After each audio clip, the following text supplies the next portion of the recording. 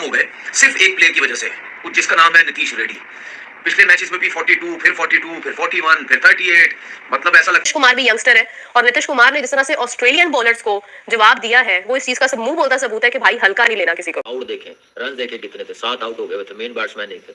ऐसी परफॉर्मेंस दिखाना, अपनी टीम को मुश्किल से निकालना है। 21 साल का लड़का है। फिर मैं देखता हूँ समझे थे क्या फायर है, बल्कि वाइल्ड फायर है। 10 के आर अब उनको लोग कहना शुरू हो गए और ये बड़ा होने की निशानी होती है कि आप किसी के नाम के लिए, स्पेशली जब ये 99 पे था ना और बुमराह आउट हुआ, आप यकीन करेंगे मैं कॉफी पी रहा था, मैंने रखी, मैंने अल्लाह ताला से दुआ करी। बट नीतीश कुमार ने जिस तरह से सेंचुरी अपनी की, 105 रन बनाए, नॉट आउट रहा, और इसी के साथ अगर हम देखते हैं तो उससे सिचुएशन का जिस तरह से पासा पलटा है। Then Washington Sundar who did 50। सबसे पहले तो as always I will appreciate Jaiswal कि जायसवाल एक बहुत ही जबरदस्त रोल प्ले करता है भारत की टीम के लिए। 82 रन उसने बनाए, बट अनफॉर्चुनेटली वो आउट हो गया। उसके बाद जायसवाल का आउट होना बहुत टची भी था। मुझे बहुत लोगों के मैसेजेस आ रहे थे कल व्हेन जायसवाल गॉट आउट, तो मुझे बहुत लोगों ने मैसेज किया कि जायसवाल आउट हो गया, but I had no words to say at that time. And secondly अगर हम देखें तो नीतीश कुमार ने जिस अंदाज में एक पासा पलटा है, मैच का सिचुएशन बदल दी है, जितने मतलब एक समझ ले पीटा है बॉलर्स को अपने रन्स के साथ, वो बहुत सुपर्ब है, वो बहुत अमेजिंग है और एक अनबिलीवेबल सिचुएशन है।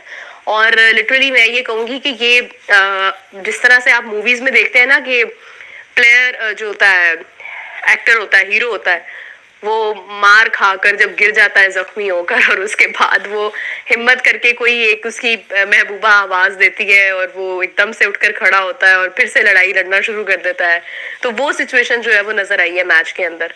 तो बहुत ही शानदार अंदाज में नीतीश कुमार ने जो है वो मैच का रुख बदला है, अनबीटेबल रहा है और उसने एक ऐसा रोल प्ले किया है अपनी टीम के लिए कि उसके बाद यू विल सी कि man he did something for us.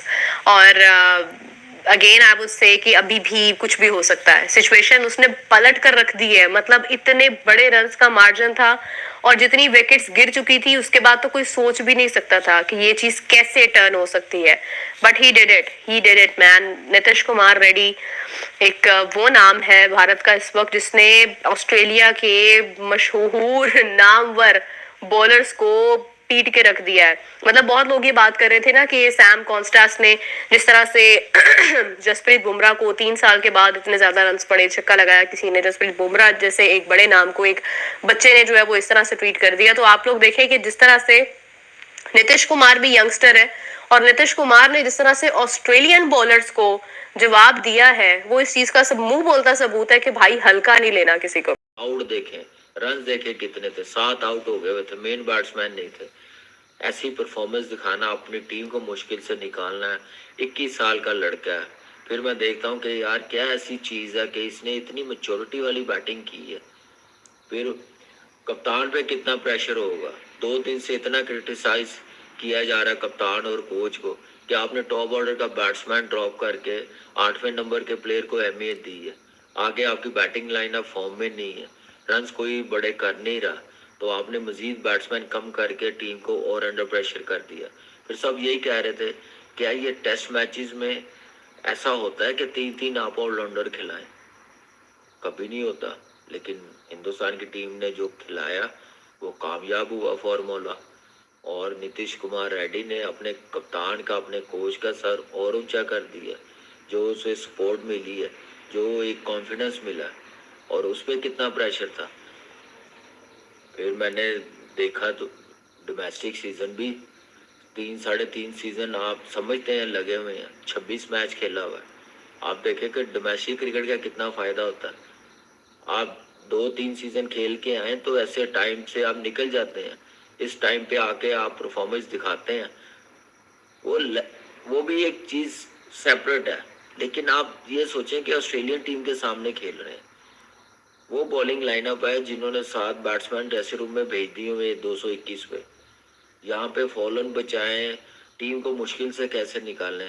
पहले तो सोच ये आ रही होगी कि यार फॉलन से बचाएं, हम लोग किसी तरीके से हम लोग 275 रन कर लें, लेकिन 358 रन बना दिए, 127 रन की पार्टनरशिप लगी है। इस टेस्ट मैच में हिंदुस्तान की टीम को वापस लेके आया, वहां पे ले आए कि जहाँ पे ये जब चौथा दिन शुरू होगा टेस्ट मैच का, जितने रन होंगे ऑस्ट्रेलियन टीम अंडर प्रेशर होगी, और उसके बाद जब वो बैटिंग करने आएंगे उन पे प्रेशर होगा कि यार यहाँ पे हम लोग उस वक्त की बैटिंग देंगे जब 300 प्लस रन होंगे। समझे थे क्या? फायर है, बल्कि वाइल्ड फायर है। NKR अब उनको लोग कहना शुरू हो गए और ये बड़ा होने की निशानी होती है कि आप किसी के नाम का एब्रिवेट बना दें। और बहुत खास चीजें हुई आज के टेस्ट मैच में, और सबसे मुझे एक अच्छी चीज जो लगी कि उस लड़के की मेहनत है कि एडम गिलक्रिस्ट जो ना बिग नेम इन क्रिकेट, वो उनके वालिद साहब का इंटरव्यू कर रहे थे जब वो तमाशे में बैठे हुए थे। मुथियाला रेड्डी हैं शायद, सॉरी मैं नाम अगर गलत बोल दूं तो। एडम गिलक्रिस्ट उनका इंटरव्यू कर रहे थे और पूछ रहे थे इनकी जर्नी कैसे चली है। और मजे की बात, संजय मंजरेकर कल बल्कि 25 को उनका मैं एक इंटरव्यू देख रहा था, वो कह रहे थे कि नीतीश कुमार रेड्डी को इंडिया ड्रॉप करे, एक अच्छा स्पेशलिस्ट बैटर रखे या अच्छा स्पेशलिस्ट बॉलर रखे। मैंने कल जो व्लॉग किया था, जो लोगों ने देखा, मैंने 2 बंदों के नाम लिए थे। एक मैंने ऋषभ पंत का नाम लिया था, एक नीतीश कुमार रेड्डी का नाम लिया था। मुझे लगा कि ये दोनों में से किसी एक की सेंचुरी आती है तो इंडिया का काफी संभाला होगा। और याद रखिए कल तक लग रहा था कि इंडिया को फॉलो ऑन भी हो सकता है, मगर नीतीश कुमार रेड्डी ने जितनी जबरदस्त बैटिंग की है वो अपने आप में एक मिसाल है, और ऑस्ट्रेलियाई खिलाड़ियों ने भी उनको काफी अप्रिशिएट किया। मतलब मेलबर्न के अंदर इस पेस अटैक के सामने ऑस्ट्रेलिया के बैकयार्ड के अंदर आप इतनी आला इनिंग खेलते हैं, ये अपने आप में एक कमाल है। और ऋषभ पंत जिस अंदाज से आउट हुए थे उसके ऊपर मैं सुनील गावस्कर साहब का वो देख रहा था, उन्होंने बोला 3 वर्ड बोले, 3 दफा एक वर्ड बोला, स्टूपिड स्टूपिड स्टूपिड। उन्होंने बोला कि ये आपकी नेशनल गेम नहीं है जिस अंदाज से आप आउट हो गए। उसके लेग की तरफ मार रहे थे, एज हुआ और थर्ड मैन की तरफ कैच पकड़ा जो कि नाथन लायन ने कैच पकड़ा, बॉलर थे स्कॉट बोलैंड।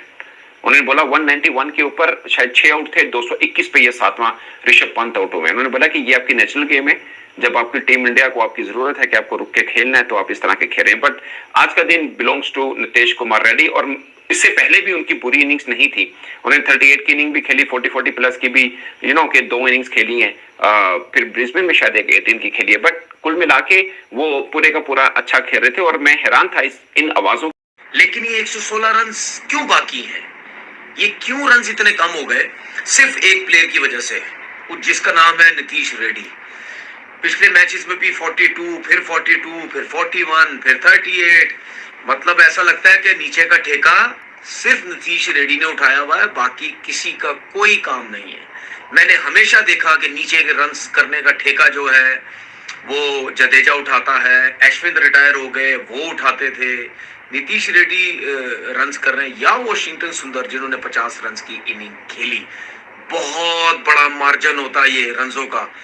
221 पे 7 आउट होने के बाद जिस तरीके से इन दोनों ने बैटिंग की, ये थैंक यू करना चाहिए रोहित शर्मा का और गौतम गंभीर का और पूरी टीम का। जिस तरीके से जब दिन खत्म हुआ, बारिश की वजह से भी खत्म हुआ, उसके बाद जब नीचे आए सब प्लेयर, जिन्होंने वो एक किस्म का थैंक यू कर रहे थे नीतीश रेड्डी का कि भाई तेरी बड़ी मेहरबानी, तूने 105 रन नॉट आउट की जो इनिंग खेली है इसकी वजह से 116 रन बाकी है, वरना पता नहीं कितने रन बाकी होते। आई थिंक, मैं समझता हूं कि ऐसे प्लेयर्स टीम में होने चाहिए जो आपके पास जो बॉलिंग भी करते हो, बैटिंग भी करते हो। नीतीश रेड्डी की मैंने फर्स्ट क्लास की परफॉर्मेंसेस देखी है, इतनी एक्स्ट्राऑर्डिनरी परफॉर्मेंसेस नहीं है। जिस तरीके से वो बैटिंग कर रहा है ना, उस हिसाब से अगर आप देखें, बंदा यही समझता है यार क्या परफॉर्मेंस होगी फर्स्ट क्लास क्रिकेट की, और बॉलिंग में भी वो इतनी एक्स्ट्राऑर्डिनरी नहीं है। लेकिन बात ये होती है कि इस किस्म के प्लेयर जब किसी लीग में खेलते हैं, लाइक IPL में जब खेलते हैं, बैटिंग भी करते हैं, बॉलिंग भी करते हैं, उसके बाद कहीं ना कहीं वो ODI से भी खेले, कहीं ना कहीं फिर टीम सिलेक्शन ये सोचती है कि यार ये बैटिंग बॉलिंग करते तो ऐसा प्लेयर बड़ा यूजफुल क्रिकेटर हो सकता है टेस्ट क्रिकेट के लिए भी। लाजमी नहीं है कि सिर्फ उसकी बैटिंग बॉलिंग देखी होगी, उसकी अप्रोच भी देखी होगी, उसकी सोच भी देखी होगी कि यार बहुत पॉजिटिव लगता है हमें जब भी इसको खिलाओ, परफॉर्म करने की कोशिश। बच्चे के लिए स्पेशली जब ये 99 पे था ना और बुमराह आउट हुआ, आप यकीन करें कि मैं कॉफी पी रहा था, मैंने रखी, मैंने अल्लाह ताला से दुआ करी, अल्लाह ताला इसका 100 करा देना।